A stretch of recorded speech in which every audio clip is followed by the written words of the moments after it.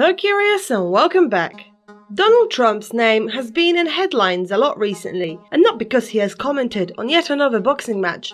This time, the former president has been on everyone's lips because his former press secretary, Stephanie Grisham, has released a book in which she has given her own account of what her time at the White House was like. While serving as the press secretary for nearly 10 months, she might not have ever held a press conference, but in her new book titled I'll Take Your Questions Now, she is telling it all as it was. What did Trump tell Russian President Vladimir Putin?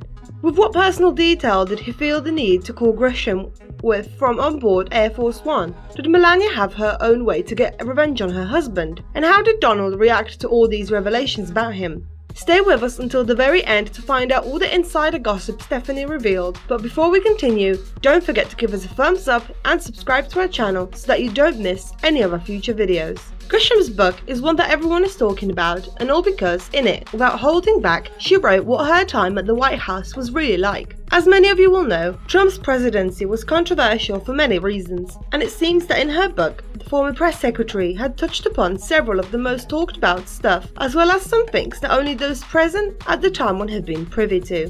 One of the most talked about meetings that Trump held while he was president was with the leader of Russia, Vladimir Putin.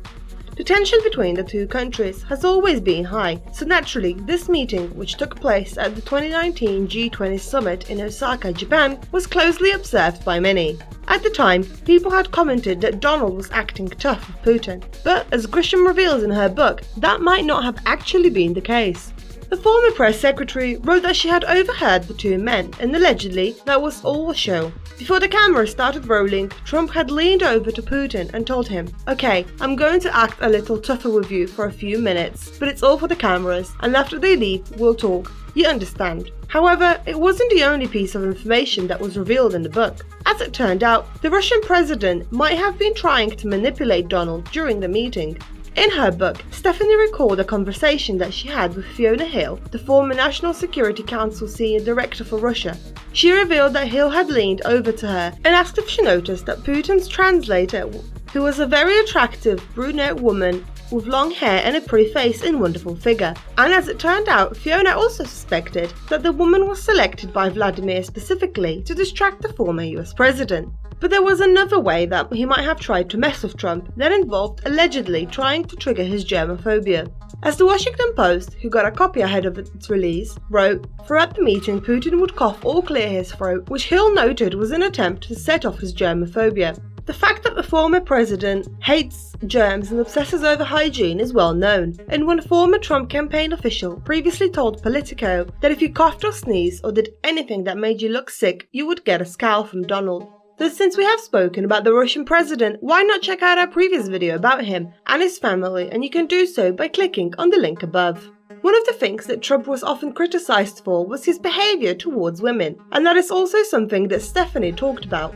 As she wrote in her book, the former president became obsessed with an unnamed female staffer and would constantly ask where she was during events. As per the book, he had once requested that she be brought to his cabin on Air Force One so that he could look at her behind. It was also revealed that allegedly he used a crude word to describe her butt and that he instructed that the young aide should be promoted to keep her happy.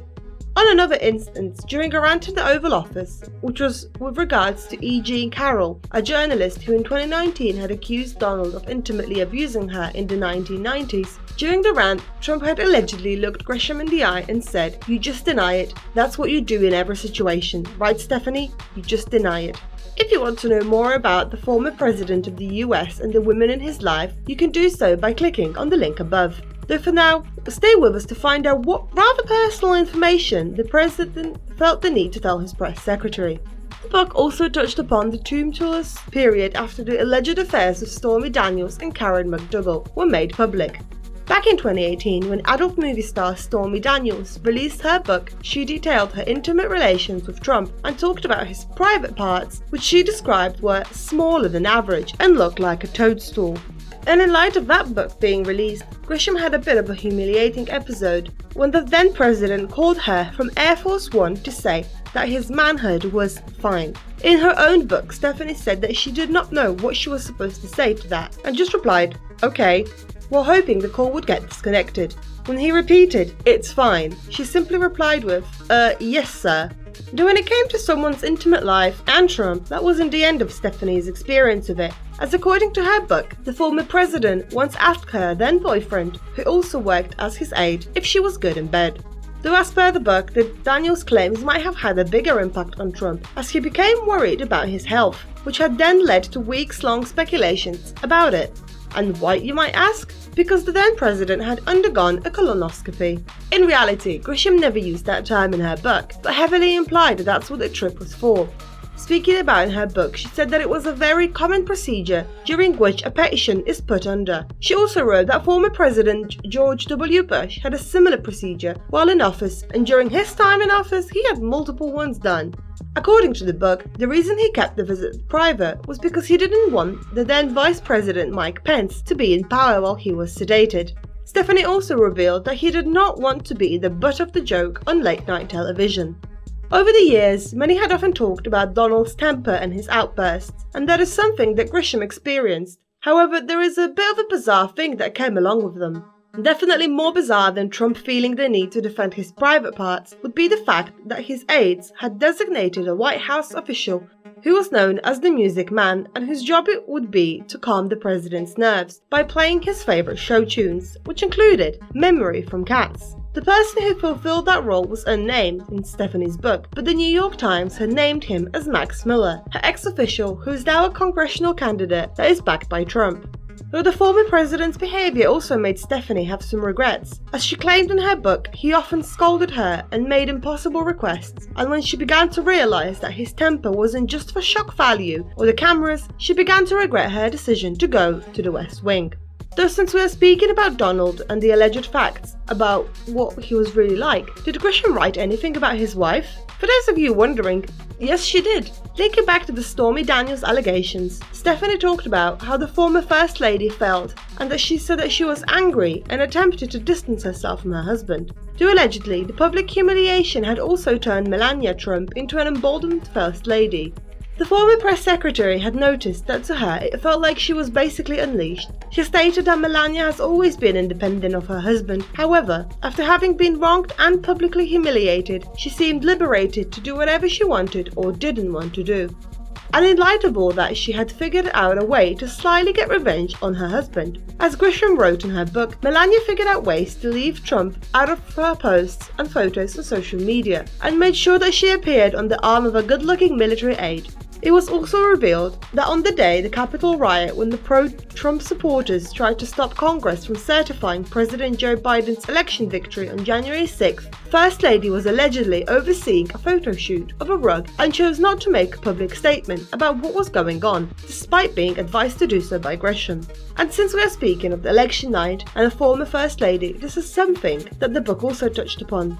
According to it, while Stephanie tried to persuade Melania that the 2020 election was not stolen from her husband, Mrs. Trump had simply told her that something bad had happened with the results, and so just like her husband, not wanting to believe that they had lost. Many staffers also had nicknames for Melania. Grisham herself had described her like the doomed French Queen Marie Antoinette, when she called her dismissive, defeated and detached. Even Secret Service agents allegedly had a nickname for the former First Lady. As per the book, they called her Rapunzel, because like the beautiful lady trapped in her tower, Mrs. Trump rarely left the confines of the White House. As it was revealed, agents allegedly would even request the assignment of protecting her because it allowed them more time with their families. And of course, as these allegations from the book started going around the web and the media began covering them, it didn't take long for Donald Trump to issue a statement about it. Given that the former president is still banned from social media, his thoughts on what was written in the book were revealed via a spokesperson. Trump had claimed that Stephanie didn't have what it takes and that it was obvious from the very beginning. Further on, he went to say that she had big problems and that they all felt she needed to work on them herself. And he also alleged that, like everyone else, she gets paid by a radical left-leaning publisher to say bad and untrue things.